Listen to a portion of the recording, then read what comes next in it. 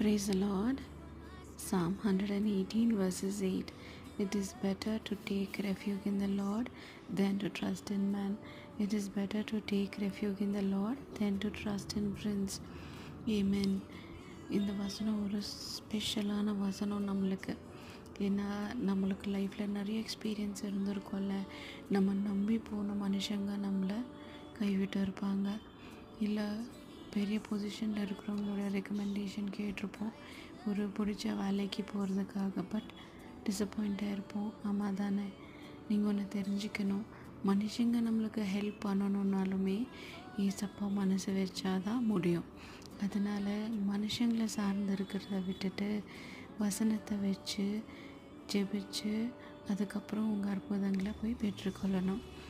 ஏசப்பாவை நம்பினவங்களை யாருமே அவர் கைவிட மாட்டார். ஆமாம் தானே? அதனால் ஜெபிங்க,